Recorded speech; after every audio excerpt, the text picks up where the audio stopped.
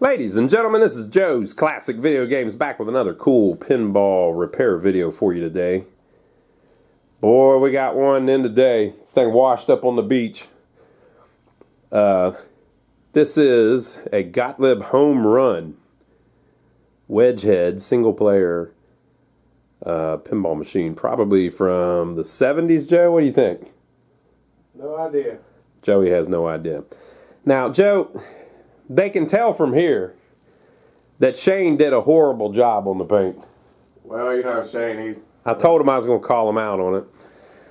well, I don't want to say nothing, but, you know, I don't know if his elevator goes all the way up. Our buddy Shane brought us this game, and it has, without a doubt, the worst paint job I've ever seen on it. Now,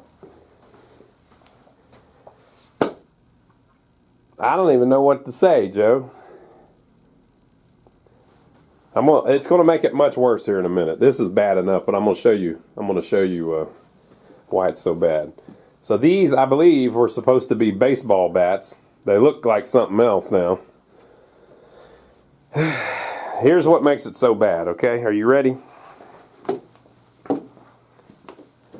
They didn't do this side, which means you can see how it looked whenever they decided to repaint it. If they would have just left it alone, look how nice it would have been. Shane, I can't believe you did that. He went through all that trouble. So this is how it looked. Worn, original though. And then that. Look at. What is he thinking, Joe? It's crazy. So Shane brought us this game and dropped it off, wanted us to fix it. And then was like, I mean, you can repaint it if you want to. And if you want to go ahead and just fix the paint. He just fixed the paint for me. So I don't think the fixing it part will be that bad, but the repainting might be we might leave that for him or something. Or boy, if there was a way to take that off, maybe that'd be cool. But we haven't decided yet what we're going to do about the paint. But we can definitely fix the thing. So the back glass has fallen down off of its track. That kind of happens sometimes.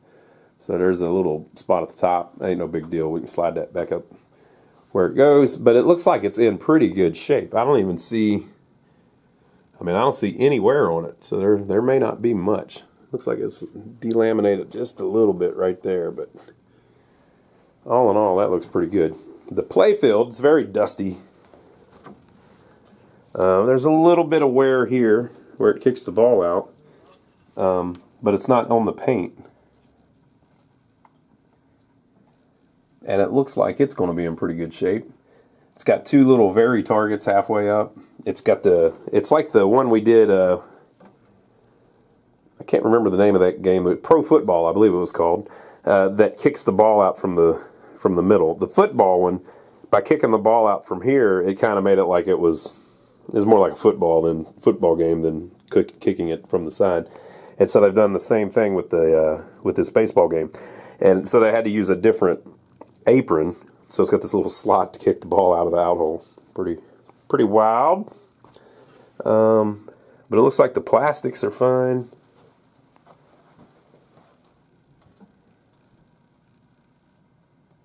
Looks cool. Yeah, we've never played this one. One thing about it is it's got the wrong legs on it. This is a thing that happens a lot. We just sold one that had the wrong legs on it.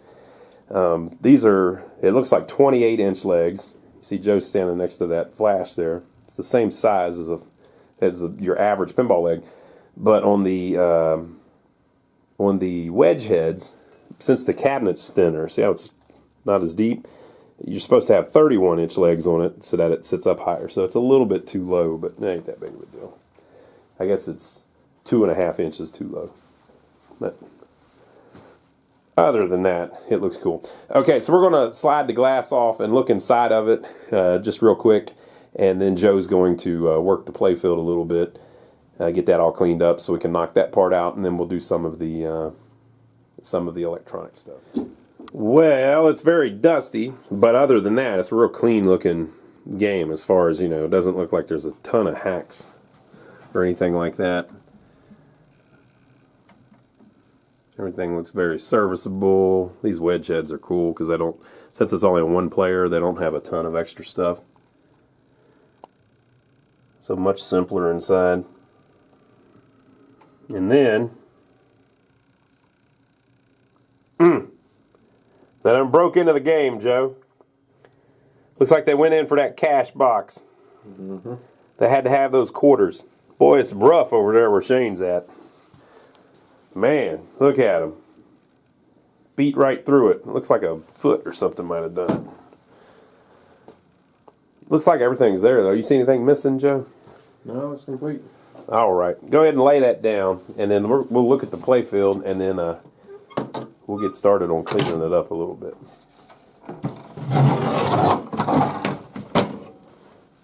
Says, do not use Canadian coins, please.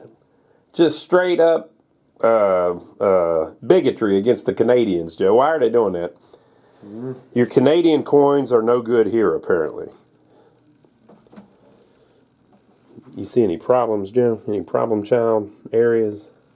Looks great. It's a nice piece of stuff. Joey likes it. Well, I don't really even see any wear anywhere. There's a little baseball target. Yeah, the little targets are baseballs. How cool is that? There's a bunch of them up here. Well, yeah, it's cool. It's got a little minor wear here and there, but that's the kind of stuff you just leave because it makes it look good. You got this here. We'll just clean it and then wax it, and that'll be that. There's really nothing to repaint or anything. You can kind of repaint that, but it ain't worth the trouble. It wouldn't look right.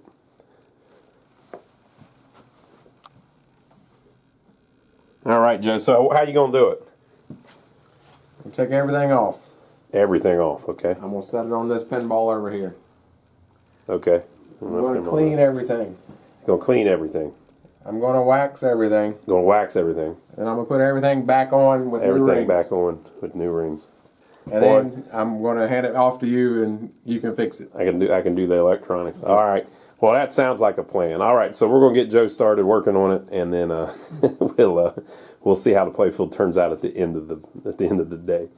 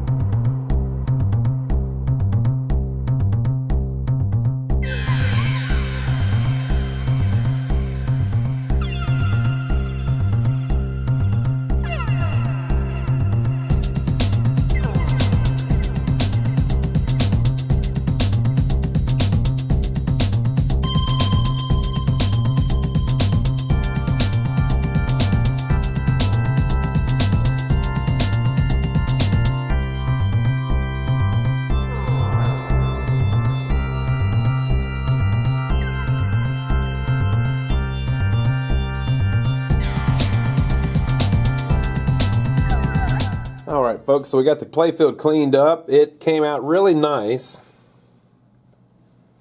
Just cleaning it. We haven't even waxed it yet. But the pop bumpers have a lot of wear around them that I didn't even notice before.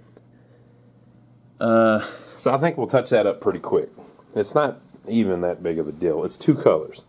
So you've got this kind of dark green that, you know, of course matches the dark green here. And then you've got this nice red that, of course, matches the red down here. So we'll see how close we can get that, and we'll touch that up real quick. I'll tape off the pop bumpers and then hit it with a little bit of clear coat to protect it after we paint it, and that'll be that. So the way we do these, if you've seen our other videos, we use acrylic paint, water-based paint. That way, if we mess up, we can just wipe it off, put new paint on. And it's also very easy to mix, and it's very inexpensive. So we're going to use acrylic craft paint, repaint those two colors, and then go from there. So let me grab my box of paint. We'll see if we can find a green that's close, kind of mix it a little bit to get it looking pretty good, and we'll see how quick we can knock this out. So I pulled out several different greens. That one's too green. That one's not quite green enough. Too green. Not quite green enough. Now this one's got potential. So I just keep a bunch of different colors in, and we kind of mix it up as we go along. Now if you get like this, you know, you're trying to get a specific green, there's literally like 100 of them. But you can use a lighter green to mix it to make it a little lighter, or a darker green to mix it to make it a little darker. So you kind of have to play with it a little bit. So let me open this one up and we'll see if it's anywhere close to how that one looks. So I can't really tell how close it is. So a trick you can do is just paint it on one of the clean parts of the playfield. Now again, this is acrylic paint. You can just wipe it right back off. Okay. But it can help you kind of color match, or you can use somebody was telling me that what they do is they use a small piece of glass, and that way they can lay it down on the playfield and see the other paint underneath it. That's a good idea, something like that. But so how do we go from there to the color that we need? Well, it's way too dark, so we need to lighten it up. So it's also kind of, you can't really tell in the camera, but it looks kind of dull, and the other green looks kind of vivid. So one thing we can do is try just a different one to see if it's any better, like this leaf green, maybe a little bit better match. But whenever you get to where you're kind of close, but it needs a little adjustment, you can just tint it with a lighter color green.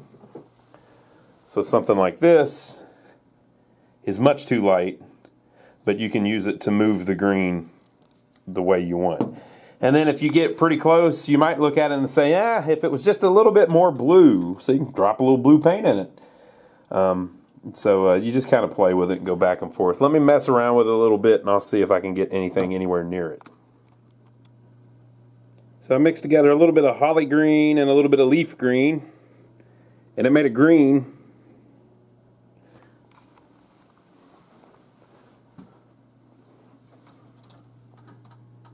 I think that's pretty good. What do you think? On this particular type of touch-up, there's an added benefit too. Since it's not actually near any of the other greens, you can be a little off and you'll never even know. And if you'll never know, the peoples will never know. Now, I film all this crap, so y'all know because y'all know. But if you didn't know, you wouldn't know. How would you know? Come on now. Come on, people, it's way up there. If it was right, like if I was trying to do this and it was wrong, you'd see it, but come on, people. You're not going to see it way up there. How could you even... People, part of it's covered. It's not even completely exposed where you can see. Come on, people. Come on now. So we're letting that dry a little bit, and then I'll touch up the black line a little bit. And it's onto the red. So we're just going to do the same thing with the red. Red is notoriously hard to match. It's notorious. So I like to have it work right out of the bottle where you don't even have to mix it. So let me grab my reds and we'll see. Okay, so the closest red I have is tomato red, of all things. Okay, with red, it's like I said, it's kind of tough to do. Okay, so you see it in the cap there. I just mix them in the cap. By the way, these bottles cost like 79 cents or something for the whole bottle. So this is very inexpensive. All right, so I just put a little bit in the cap, and then I mix it in the cap. Whenever it's done, I rinse the cap out, rinse the brush off, put the cap back on the bottle. Bam. All right. So this red is about the closest I've got, and it's not all that close. It's way too dark, even though it's not really all that dark. It's kind of a bright red, but this red is just one of those ones that really plays a trick on your eyes. So how am I going to make this lighter? Now, your first inclination may be to say, well, you can put white in it. Red and white make pink. This is not pink. So the way you got to do it is you got to put orange in it. If you take red and put orange in it, it will make it a lighter red. It seems weird, but it will. Red is kind of a gradient from orange, if you think about it, from orange up to, it goes, so let me think. We've got red, orange, yellow, and then back the other way you've kind of got purple. Right? So it's kind of like between purple and orange on the color wheel. Okay? It's hard to see, but it is what it is. So to lighten it up, we're going to put some orange in it. So if you want it to stay nice and bright, you put a nice bright orange in it. So I'm going to mix some of this in, and we'll see if we're closer. Okay, I added some orange. It got it a lot closer to where it's supposed to be. You can see on the paintbrush there how it looks pretty close to the background. I might even go a little bit farther. So I went ahead and painted a little bit of it up here just to see, and it seems like it's similar. I'll have the same benefit of it being way up there. It's nowhere near anything. So if I repaint both of them, you'll never even be able to tell. There's those little arrows there next to it. And now that I've mentioned it, don't they look kind of orange? I mean, obviously that's orange, but they have an orangish tint to them. You can see like the red there. I mean, that looks pretty orange. So I think it may still be a little bit too red.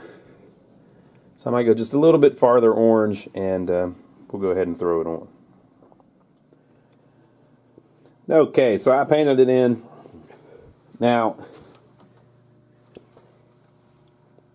when you mix, there's something I keep running into. If you have a bright color like red, like a bright red, and then you start mixing it, you can't really keep it as bright. It just doesn't do it. You can, like I was saying earlier, you can mix a bright orange in with it, but it starts getting dull after you mix it together. So the color has dulled out a little bit. It's not quite as bright as it was. But again, when you look at it from back here, I'm basically comparing it to the other red. It's different, but I don't think most people would even know. So that's where we're at. Okay, so now we need to ink in the lines, the black lines, just touch them up a little bit. So I use these acrylic water-based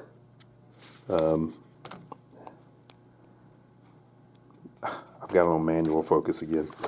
If you wonder why my videos the focus is off a lot of times, it's because a lot of times I don't have it on autofocus. Water-based, right? And the reason, again, that we use water-based is because we're going to clear over it. One, you can wipe it off, you can clean it up like we did earlier. And then two, we're going to clear over it.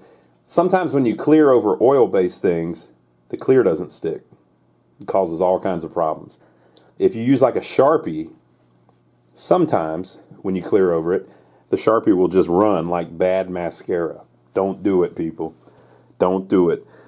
Just go get you some acrylic paint pens. Now, you can get these wherever you want. They sell them at Michael's, Hobby Lobby, and they are cheap. They're like $1 each or something.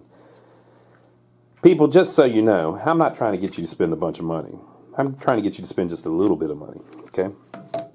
Now, another thing, if you're doing yours, it may behoove you to remove the 3 pop bumpers. It would be a lot easier to paint it if the freaking pop bumpers weren't in the way, right? But I'm doing this for a customer, and he wants to keep the price down, you know, which I can understand. He doesn't want to spend a whole freaking ton of money to get this thing right, because he's going to sell it anyway. So this is not somebody's keeper machine, right? So he wants us to do it, you know, within reason, and that's what we're going to do. So it's going to save us maybe an hour by not removing those.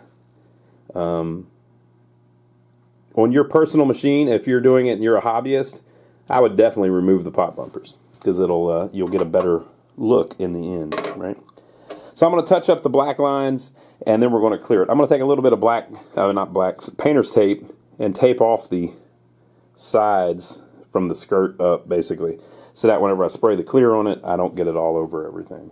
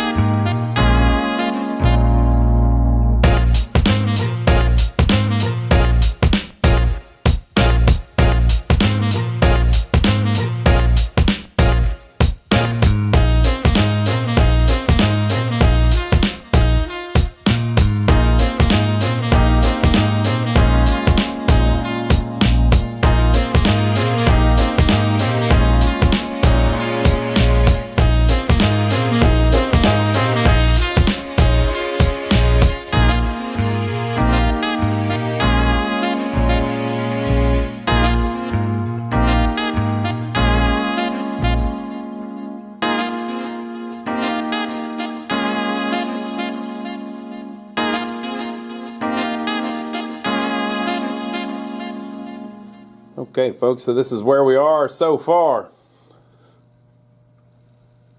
I think it came out pretty decent so far. I see a light back there that, you know, we'll get to it.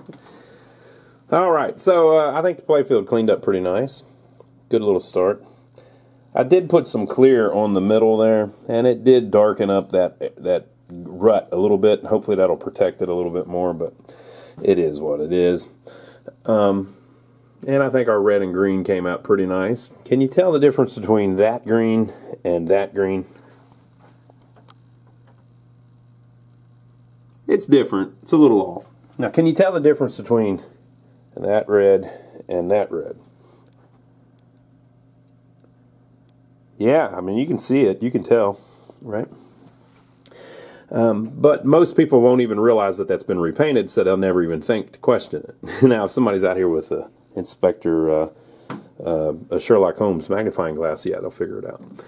But we have people come in all the time, and they say, this goes on like every day. They'll come in and they'll say, "Oh, wow, how old's this one?" And I'll say, it's 1970, whatever it is. I don't even know this particular one. That's 1974. And they'll go, "Man, wow. What, you guys fix them?" And I'll say, "Yeah, we fix them up." And then I'll say, "I just painted part of the playfield of that one. Can you tell where?" And they'll go,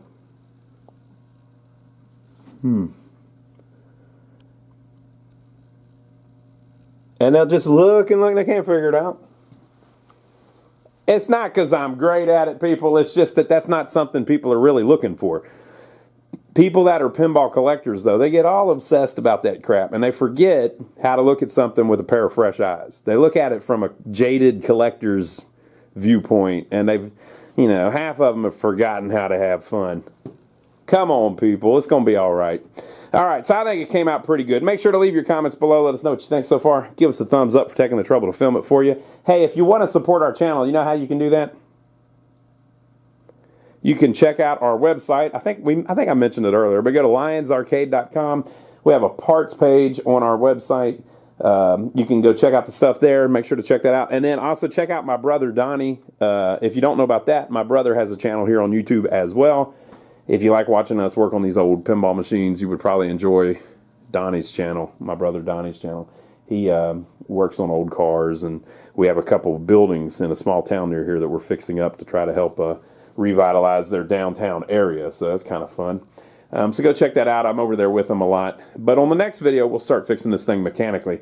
It'll be cool, too, because I haven't done a Wedgehead in a long time. These are a little simpler than a lot of the games we do. So we do a lot of four-player, big old Bally's and Williams that take a lot of work. But these Wedgeheads you can go through a little quicker. So we'll see if we can get the thing at least partially working next time. So hope you enjoyed it. We'll see you on the next video.